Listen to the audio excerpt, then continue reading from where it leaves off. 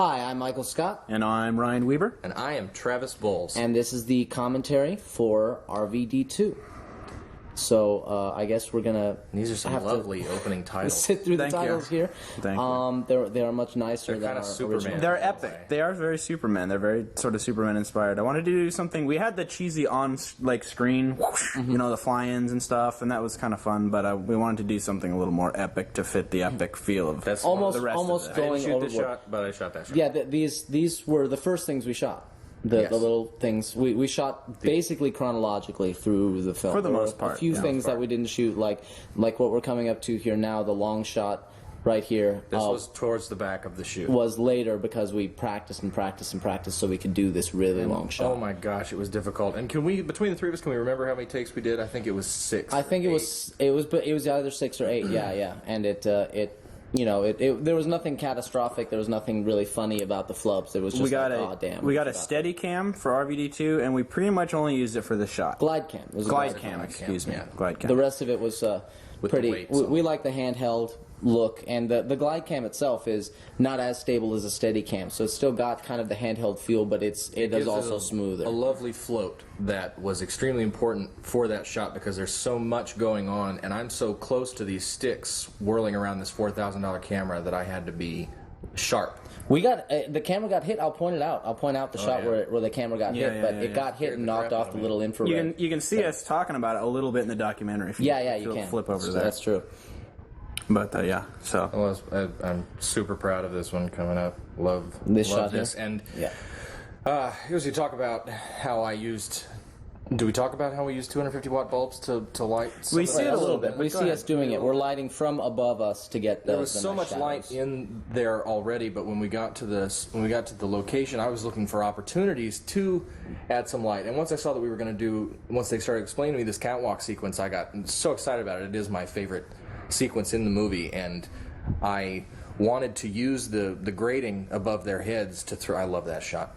And the whole place overall is a lot brighter than it looks. The camera makes everything kind of darker by kind of crushing the gamma a little bit. And yet the iris was film-like. But the iris was open all the way for almost the entire shoot. It sucks a lot of light. But to be fair, for this part of the stylistic choice with the lighting coming through the grate is that we turned off the overhead fluorescence in this area, in the corner, so that overhead light will really come straight through. Down, and that grating is caught on their faces and their shoulders and their shirt. It's good. It's much more. I mean, RvD, we never played with any of that kind of stuff, and we really get to try to get stylistic. These shots like this are really taking advantage of the fact that we shot this 235 and we shot it a lot wider than we shot RvD1, so we get some very wide and kind of.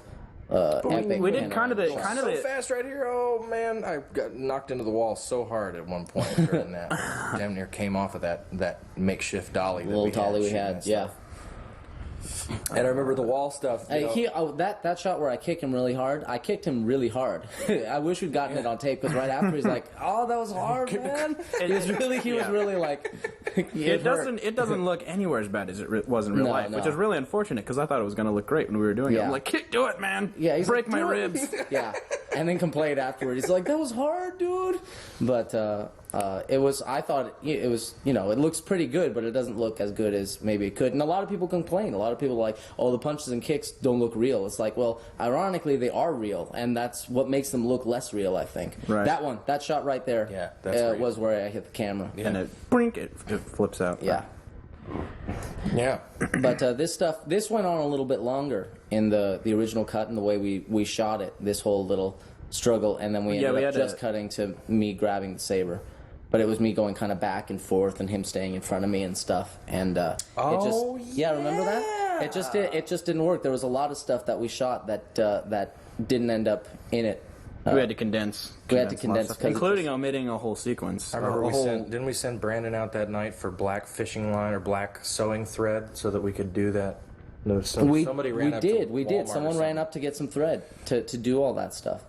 And black sewing thread. Yeah, right here we were actually going to fight. We had a whole thing choreographed. We choreographed. The fist fight, it'll be on there. We'll have it in the choreography footage. A whole fist fight that we were going to do, but we ended up not. We got to like day 5 and for or the 6, better. and we knew that there wasn't going to be. We knew we either had to finish the film, we either had to shoot the ending of the film or we could shoot the fist fight. So we opted to shoot the ending of the film, and we turned the fist fight into a little funny Indiana Jones moment. Which, in the end, really serves the movie better than it gets a nice laugh. People laugh big and loud at that point. It gets a nice laugh, but not as big a laugh as me getting hit in the face with a lightsaber. That's always the biggest. Which we knew would be funny. In fact, it was a suggestion that was made almost jokingly by, I think you. Yeah. I was like, what if I pull your hand on it, it hits you in the face? And we kind of chuckled about it and then stared at each other and do said, it. Let's do it. Let's just do that. But we knew it was funny, but we had no idea it was the funniest thing in this movie. I love this. Big laughs. There's some big stuff going on there with some subtle pushes into their faces that and went people like this flip. Way. We did that like 20 times, and we really did that. It's and real. So few people don't like notice it. It seems like it goes by. So you never quick. hear a reaction or anything right to there. this. This shot took a lot of takes. That's my favorite shot of the movie. Mine too. It was going to be like 3 different shots, and we ended up turning it into, we called it the Robocop shot because of that moment in Robocop where he gets shot in the face. Right. And we were like, can we do this? Let's do it. And we ended up doing it, and everyone was involved in One that. shot, It was baby. really complicated. It's good, man. It was hard to get the timing with everyone. Laying on my back on one of those wooden pallets of splinters poking into my shirt. I had to. Now this on the floor was tough because I had to like look up at him without like giving myself a double chin too much. Right. Which didn't work. I still look kind of fat while I'm on the ground. But what are you gonna do? Yeah. I love this. I remember asking you guys. Oh yeah, we had. Yes, go ahead, Travis. When we got there, I remember asking him. I'd never worked on a film, even my film had some effects in it, but nothing anywhere near the scale of this. And I was like, "So what happens at the end of this movie?" And Mike's like, "Oh well, he gets me, and I steal his lightsaber and throw it at him, and Ryan gets cut in half." And I'm like, "Cool." How in the hell are we going to do that? It was fun because it was a lot of kind of like, here's how you're going to shoot it. Like, okay, you go here. At this point, you have to stop moving, and then we run away, and then you can film the scene, and then you're kind of like, okay. I learned all about plates and learned all about how all this stuff at the end was reshot. We shot under duress this last bit because all the workers were coming in, and then we had some time to go back and reshoot, so we reshot all that stuff at the end. That's the making of too, isn't it? Yeah, that's in the making of. Yeah, you flipping out. It's really funny. You're like, all right, so we're at 0 hour now, and like you were so freaked out. It's really funny. And, it was so much fun, though. I mean, despite all the sort of the tension of, we weren't going to be able to finish, we have to cut this part, these guys coming in at the last minute. I mean, it's a lot of work, of course. I mean, it seems easy, but watch the documentary. There's so much going on, but it was so much fun. Right, it gets tense, but the good thing about the way we all worked together is the fact that it never, even though we were tense and we started getting kind of snippy, like it never got in the way. Like it never became a personal thing between the group of us. Like no one ever really got mad at anyone else or anything like that. Drama get into it. There was no drama at all. It was just it was just people would get snippy and pissed off and like in a bad mood, but everyone was like, okay, I understand because it's a lot of pressure right now and you're not in a good mood, but I'm not going to take it personal or get upset because I know it's tough and let's keep moving. Well, and thank goodness you guys had such a I mean, you guys had the vast majority of the movie in your heads, whether you did or not. You guys were making big choices very quickly that allowed us to any crap that would have kept things from slowing down. What didn't matter because you guys knew.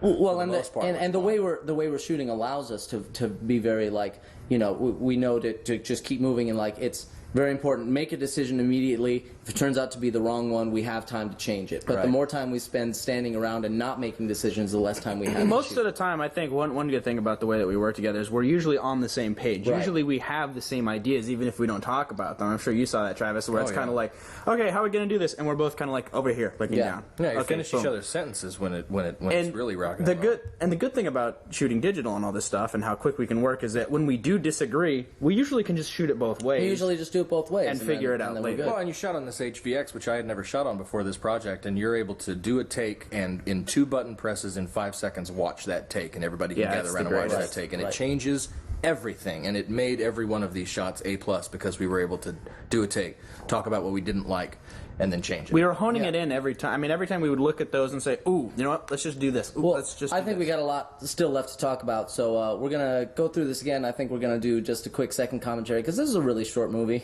so and we have a lot to talk about. So hop on over to commentary 2, and we'll continue this conversation.